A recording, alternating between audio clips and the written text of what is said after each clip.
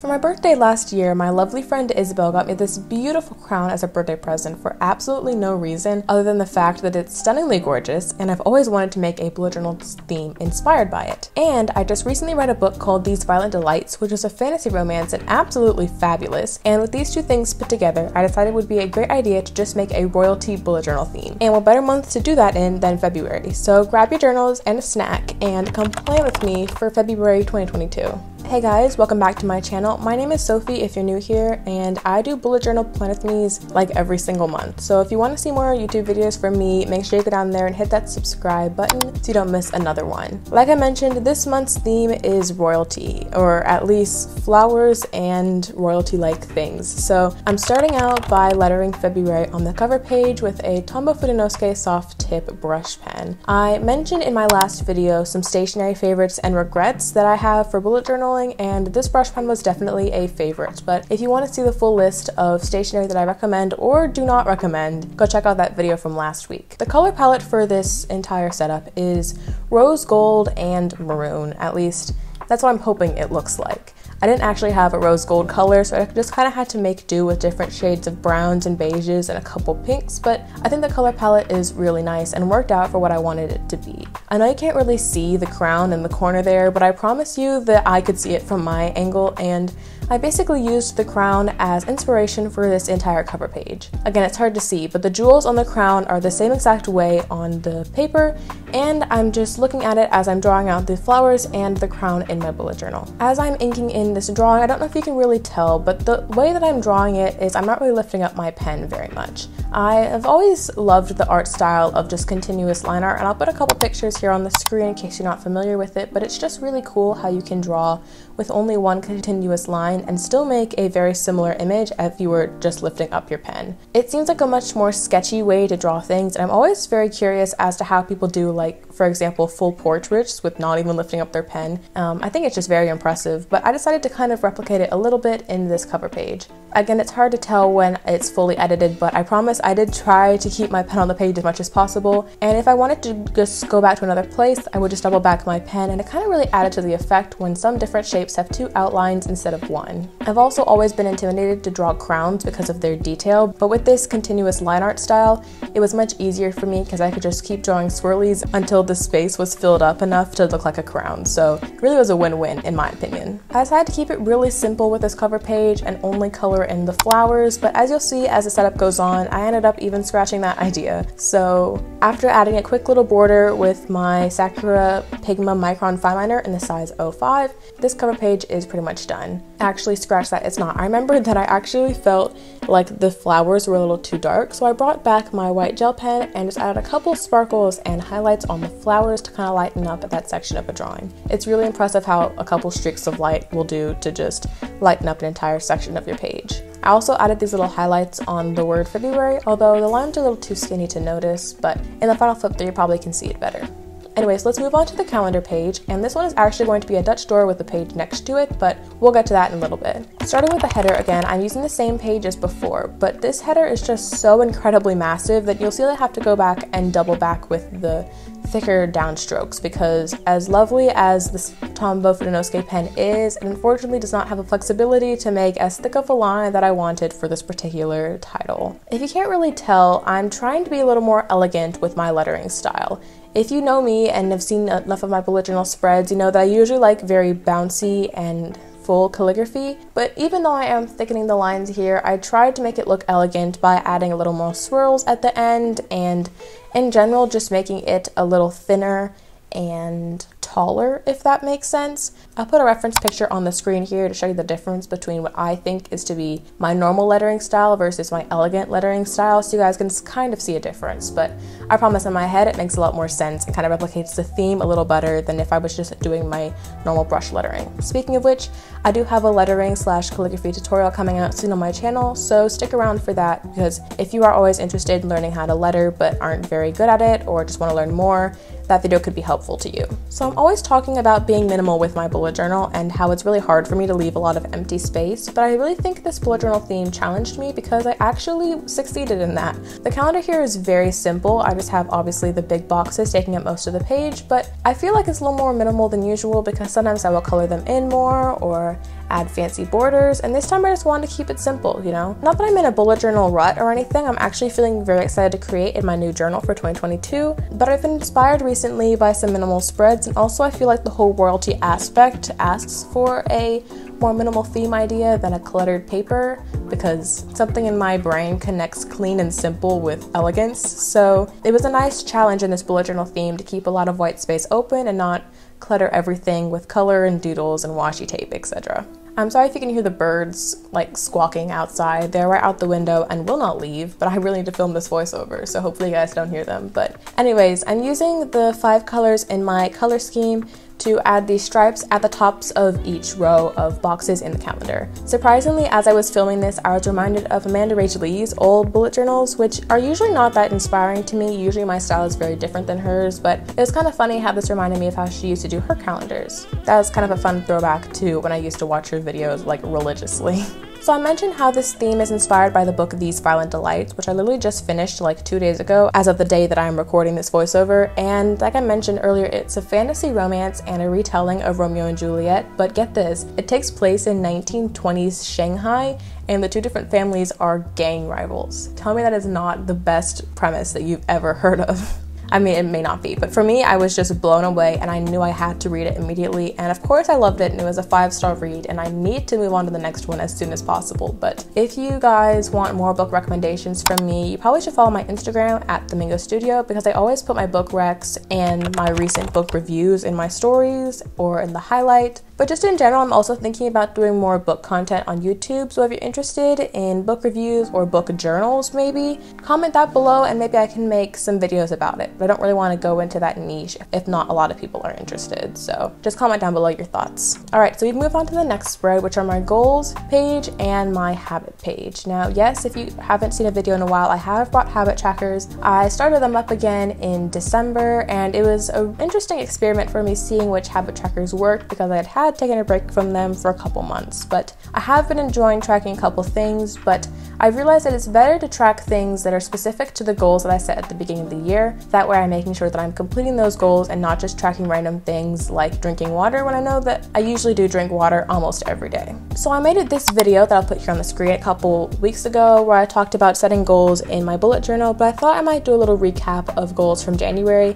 and talk to you guys about my habit trackers, etc. So I made my habit tracker specifically off of the goals that I was setting. For example, I really wanted to get better with my spiritual life, so one of the trackers that I set in January was using my devotional every day, and I really liked tracking that because I knew that by tracking that I was getting closer to my goal. So that was a very helpful tracker for me, and which is why it stayed into February. However, there were a couple different trackers I did not like as much, so I tweaked them a little bit when I put them in here. Like, I'm adding a couple health trackers here, like if I have a headache or a stomach ache in the top right corners. I didn't have that last month because they didn't come directly from my goals, but I'm realizing that it's really good to track your health, especially since I have a bullet journal, which is just such an easy way to do it. So I'm adding these in and kind of modifying my system. I think it's really important to always be adapting with your bullet journal, and you guys probably know this if you're watching my videos enough, because I'm always switching from having trackers, having no trackers, having a goals page, having no goals page, and it's going back and forth. But it really just depends on how you're feeling in that moment and that month, and if the tracker itself would help you, and if you think it's actually going to benefit you for the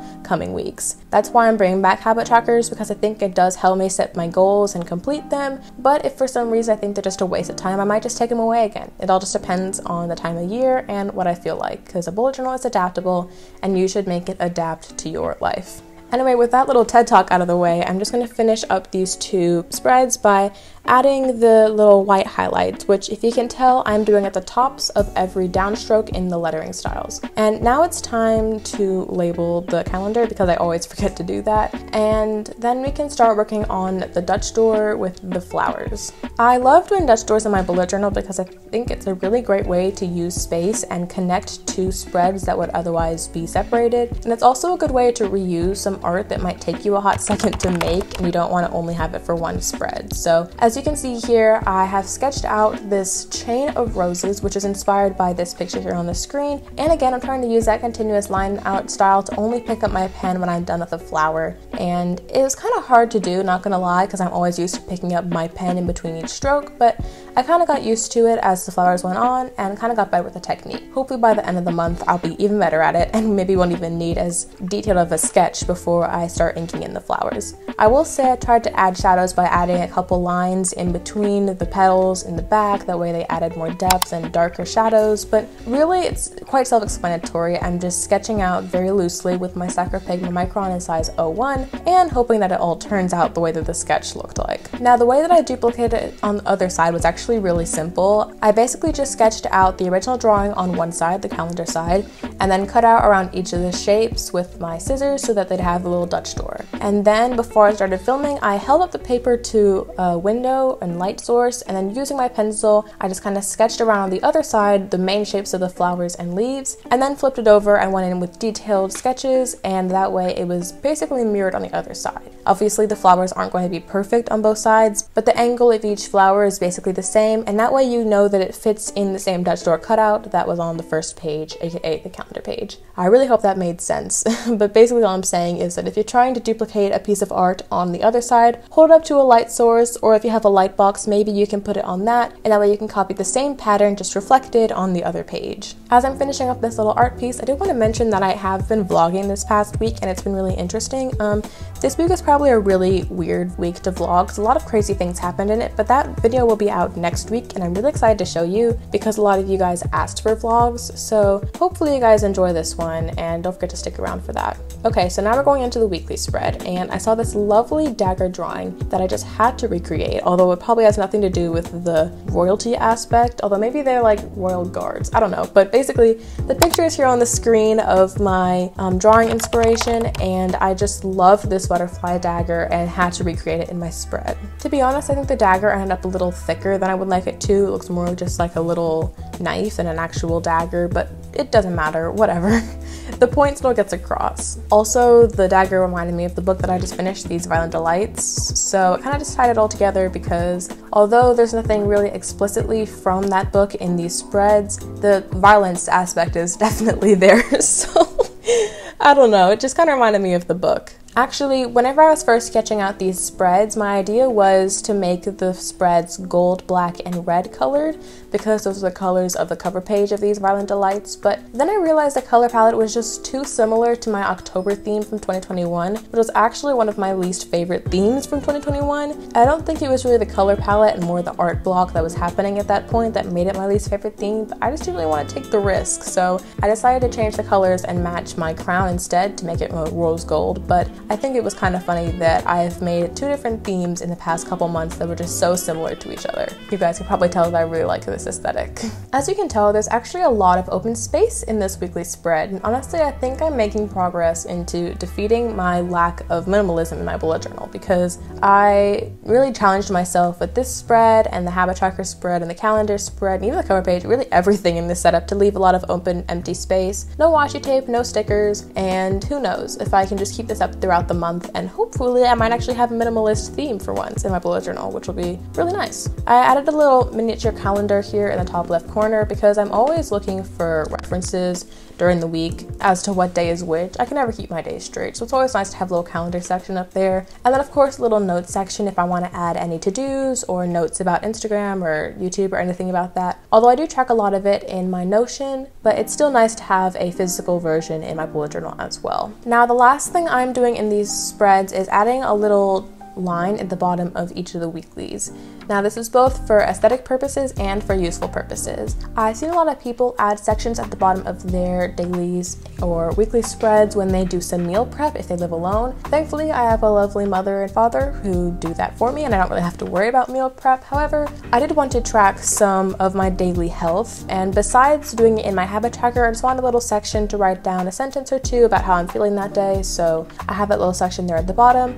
And also Also, the little line kind of ties in with the calendar page and just brings some cohesiveness back into the theme. So now this is the part of the video where I was in emotional turmoil because I couldn't decide if I really wanted to color in the flowers on the Dutch door and the pictures on the weekly spread or not. I looked back and forth at it and just couldn't figure it out because I colored them in on the cover page, but I ended up just leaving it blank because I liked the minimalism and I didn't really want to ruin it because I feel like the colored in flowers on the cover page just really the vibe I was going for. So I left all of my drawings blank and just used the colors of the weekly spread and calendar, etc. to balance out all the white and black in the theme. Hopefully you guys like this decision and don't think it was a bad idea not to color it in, but either way it's my bullet journal, so deal with it if you don't like it. So this is the final flip through. I really hope you guys enjoyed the video and enjoyed the bullet journal spreads. If you liked this video and want to see more bullet journal setups from me, don't forget to go down and hit that subscribe button down below and join the fam. Also, if you want to recreate anything by me, feel free to. I would love seeing your recreations. Just don't forget to tag me if you post it on Instagram at The Mango Studio, because you gotta give credit where credit's due, y'all. Don't be stealing other people's art. I did want to give a quick shout out to my Etsy shop Mango Prints. If you haven't checked it out yet, the link is always in the description box below, but I wanted to feature a couple different sticker sheets here that would be perfect as Valentine's Day gifts to a loved one or just a cute little thing to buy for yourself for the spring season. If you have any suggestions for sticker sheets that you would like me to make, leave them down in the comment section below because I'm looking for new ideas, and the spring season is super fun to make stickers out of because you can just draw flowers on everything. So yeah, drop them down below and check out the link in my description box to go check out these stickers on my shop. I really hope you guys enjoyed the video and I love you very much, and I will see you next week for a really cute vlog. Toodles!